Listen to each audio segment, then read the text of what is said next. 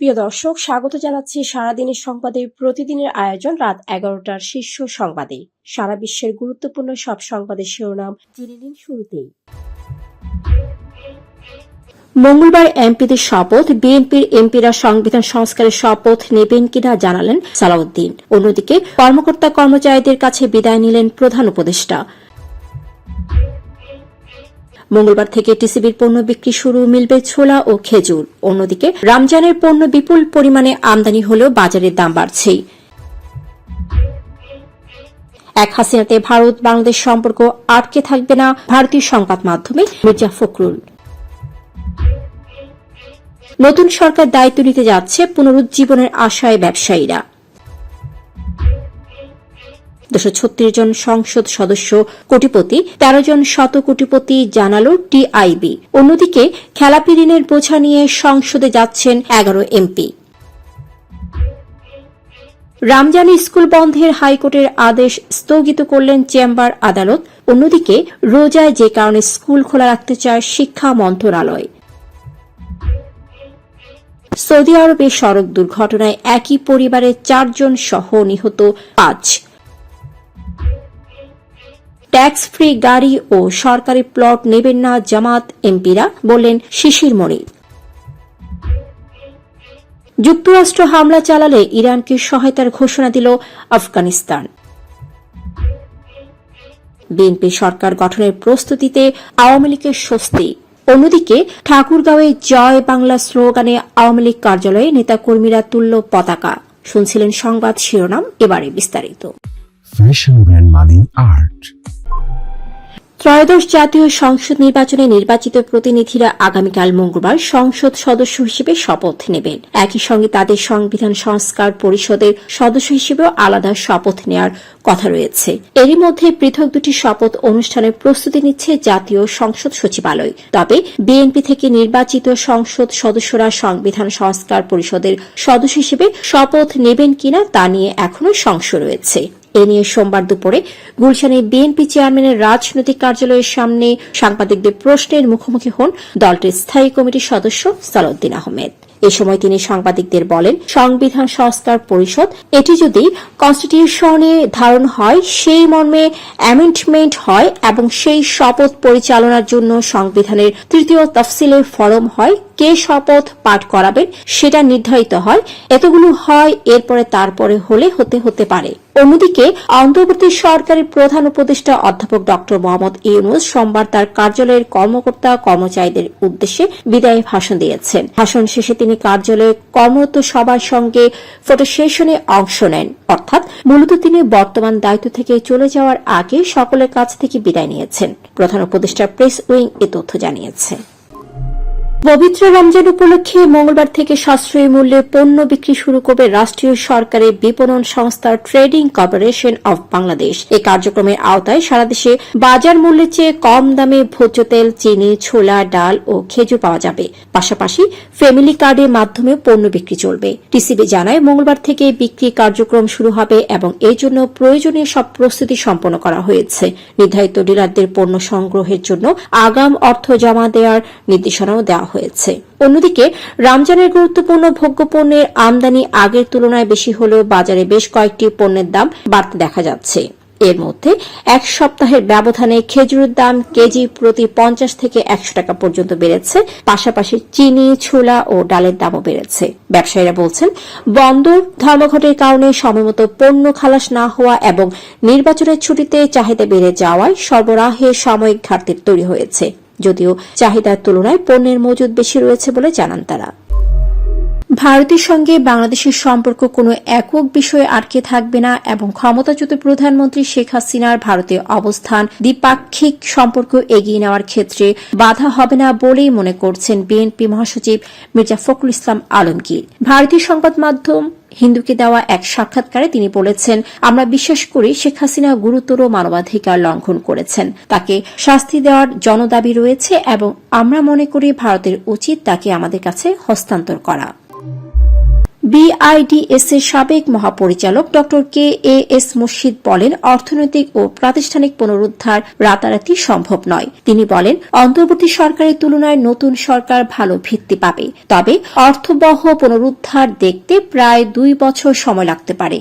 এ মুহূর্তে নতুন সরকারের কাছে শিল্প মহলের বার্তা পরিষ্কার, জ্বালানি সরবরাহ স্থিতিশীল করুন, বকেয়া পরিশোধ করুন, নীতিগত পূর্বানুমেয়তা ফিরিয়ে আনুন, বিনিয়োগ, কর্মসংস্থান প্রবৃদ্ধি সবই তারপর আসতে পারে। কিন্তু নির্ভরযোগ্য বিদ্যুৎ ও গ্যাস ছাড়া পুনরুদ্ধার কেবল প্রতিশ্রুতি থেকে যেতে পারে, বাস্তব সম্ভাবনা নয়।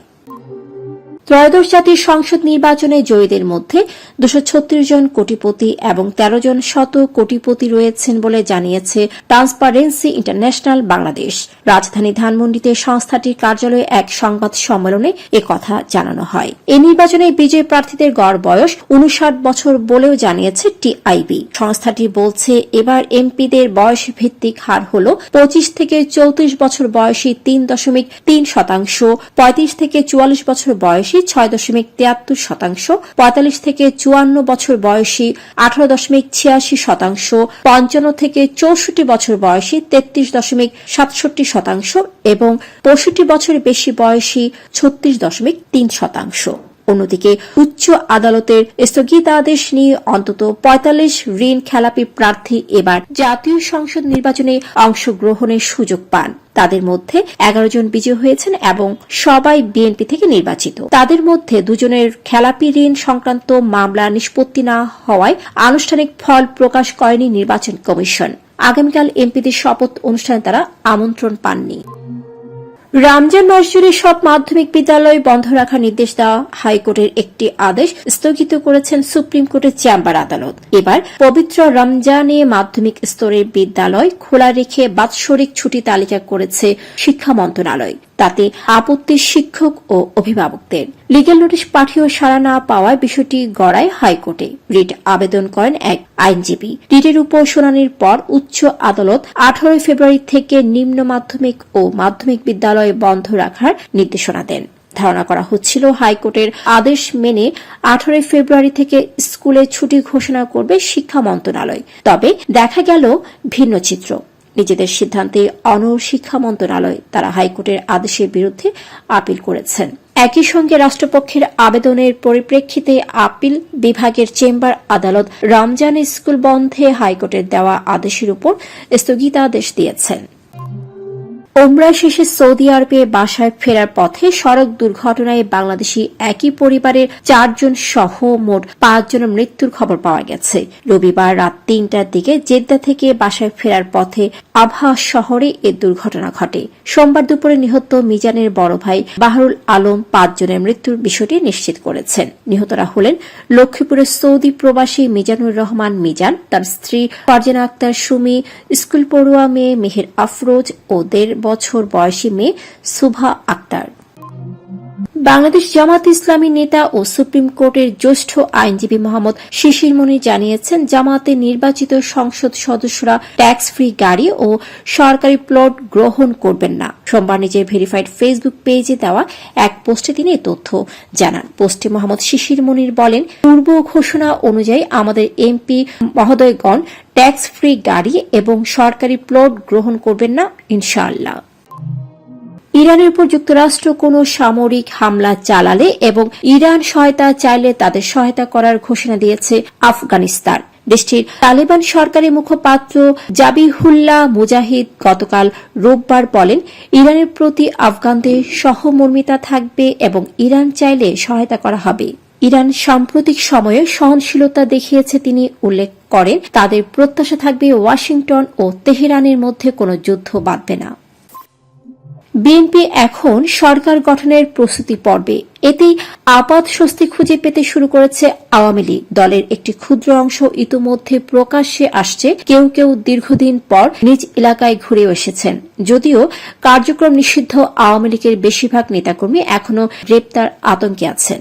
সর্বশেষ রোববার বিকেলে বঙ্গবন্ধুর প্রতি শ্রদ্ধা জানাতে গিয়ে ধানমন্ডির 32 নম্বরে বঙ্গবন্ধু ভবনের সামনে থেকে গ্রেপ্তার হয়েছেন ঢাকা বিশ্ববিদ্যালয়ের সমাজ বিজ্ঞান বিভাগের অধ্যাপক ড. আ ক ম জামাল উদ্দিন। এর আগে গত শনিবার দুপুরের পর জন পাঁচেক রিকশা ও ভ্যান চালক এবং হকার রাজধানীতে পরিত্যক্ত অবস্থায় পড়ে থাকা আওয়ামী লীগের কেন্দ্রীয় কার্যালয়ের সামনে গিয়ে জাতীয় পতাকা উড়িয়ে বঙ্গবন্ধু শেখ মুজিবুর রহমানের প্রতি শ্রদ্ধা জানিয়েছেন। লুঙ্গি পরিহিত এই লোকগুলো সেখানে সেলুট দিয়েছেন। এক পর্যায়ে তারা কার্যালয় সংলগ্ন একটি বৈদ্যুতিক খুঁটিতে জাতীয় পতাকা টানিয়ে দেন। অবশ্য গতকাল রোববার ওই স্থানে জাতীয় পতাকাটি আর দেখা যায়নি। এদিকে দলীয় কার্যক্রম নিষিদ্ধ থাকা আওয়ামী লীগের ঠাকুরগাঁওয়ে পীরগঞ্জ উপজেলা কার্যালয় খুলেছেন নেতাকর্মীরা। এ সময় তারা জয় বাংলা স্লোগান দেন। পরে তারা কার্যালয়ের সামনে জাতীয় সঙ্গীত গেয়ে জাতীয় ও দলীয় পতাকা উত্তোলন করেন। রোববার বিকেলে পীরগঞ্জ পৌর শহরের লিচুতলা এলাকার কার্যালয়ের সামনে আওয়ামী লীগের নেতাকর্মীরা জড়ো হন। প্রথমে তারা কার্যালয়ে প্রবেশ করেন, পরে পতাকা উত্তোলন করেন। এই ঘটনার একটি ভিডিও সামাজিক যোগাযোগ মাধ্যমে ছড়িয়েছে।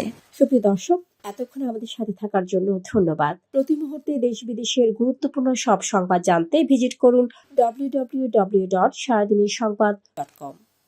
Fashion brand Mali Art. Men's, ladies, and kids wear.